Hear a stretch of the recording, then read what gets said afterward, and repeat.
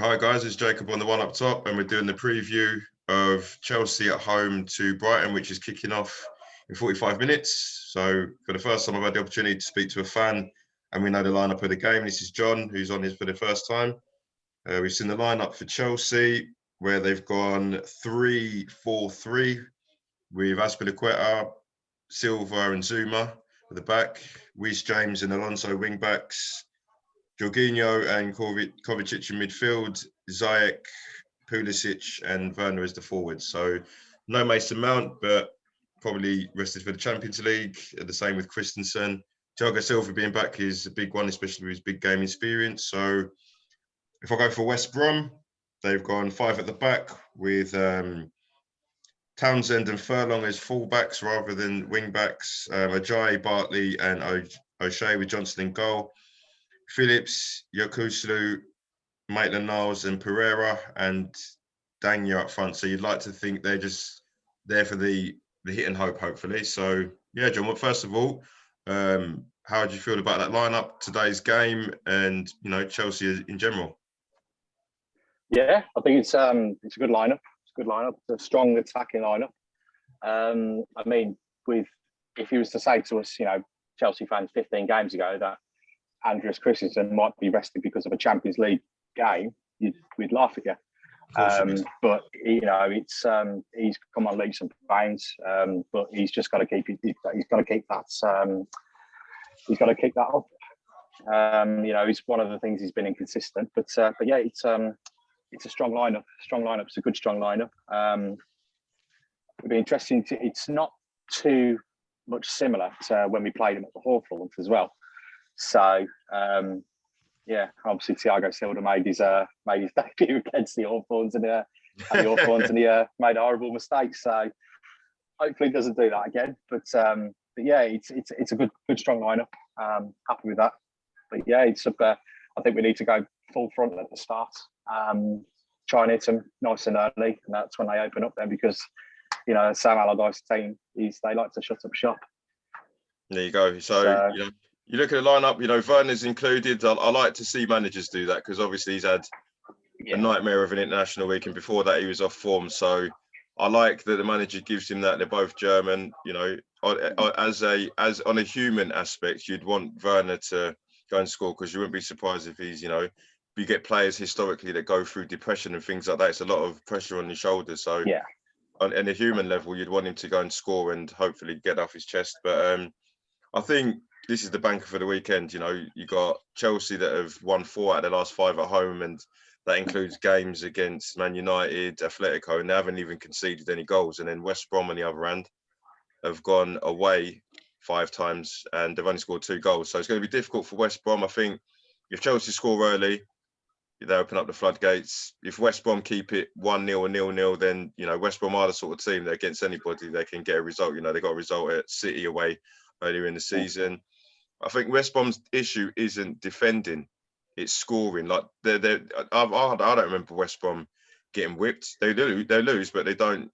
If they had a goal score up the other end, they probably would have put themselves up a little bit more chance of the drop. But realistically, if you're a West Brom fan watching this, that every week you've said, win this game and we've got a chance, win this game, we've got a chance. But now it's getting to the point where you've got 8-9 games. You're going to have to literally win them all to ensure that you stay up. And it doesn't matter who you are in the Premier League, unless you're Man City, you're not really going to win all your games.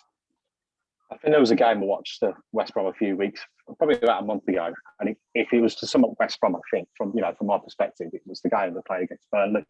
Mm-hmm. They were down to 10 men first half, and second half they absolutely battered Burnley, and they probably should have put about 3 or 4 goals in, and end up coming away with nothing, with a point in the end. So I completely agree. I think apart from the Man City game where they got battered, but Man City have battered a lot of teams. They battered us at Stamford Bridge. Mm-hmm. So it was kind of one of those where you just forget about it for them. Move on to the next game, try and win the games around you. It's a tough one for them. But I remember when they played us in 2016. They played that kind of it looks like a similar kind of way of playing where they're just going to frustrate us. Mm-hmm. You know, and it was just one mistake that they make, but you can't make that in the Premier League. You get punished. There you go. So, but yeah, it should be hopefully it should be a good watch. Yeah, you know, it's one of those you can imagine if you miss the first 10 minutes, I've got a feeling if I miss the first 10 minutes of the game, Chelsea have already scored. But it's you know, if I'm going to chuck my hat on a result, I'd probably say 3-0 Chelsea. You know, I don't know. It just depends when they score. You know, if West Brom score first from a set piece or something like that, then it throws a spanner in the works. And like we've said before, like the results this season are just mad. Like just on this season alone, you wouldn't be surprised if West Brom went and won at Stamford Bridge, just because the season's been that weird that I'm prepared for more. But I'd say, you know, if you were going to put some money on it, let's say that I would say comfortable Chelsea win with the clean sheet.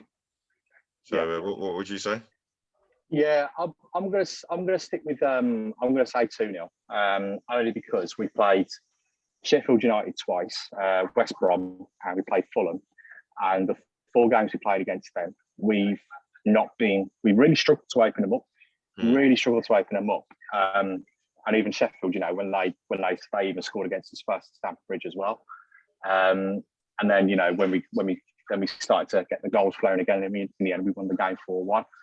But you know, when we played Fulham, obviously Alghren as well, and even Sheffield United away, you know, I wouldn't say, I'd say we wasn't as fluent as I would expect us to see. But I mean, you know, when we played Wolves at Stamford Bridge as well, I think it was Tuchel's first game at Stamford Bridge, and they just, you know, it was just one of those where you knew they were going to play for, you know, they're going to try and play for the draw, and you know that's obviously going to be West Brom's game plan today.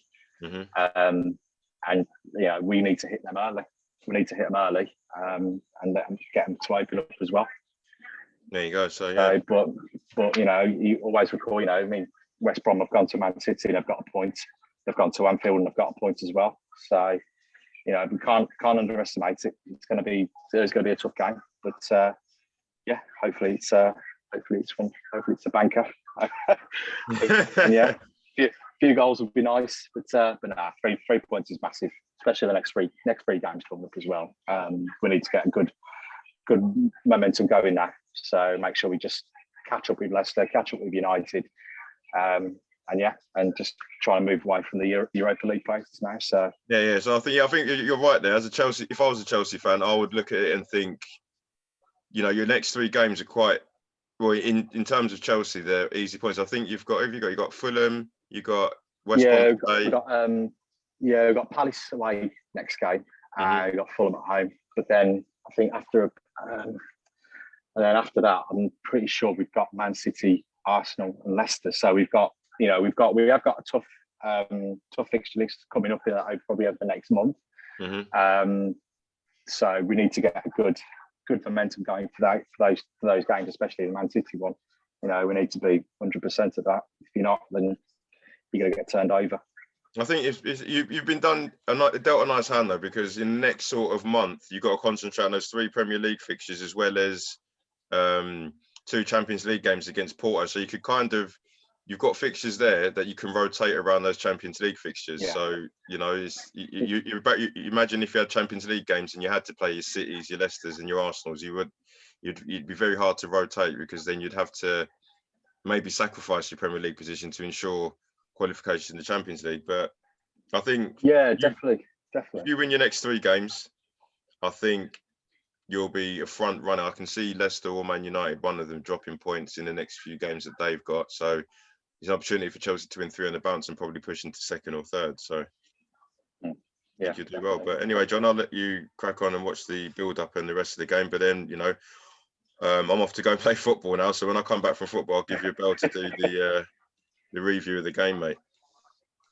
Yeah, well, I'll be watching most of it anyway. You know, I won't be playing football till about 1:30, but I'll watch most of the game and then we'll have a catch up. Yeah, definitely. Good luck. Yeah, good luck to yourself as well, mate. Up the baggies. I'll speak to you later, mate.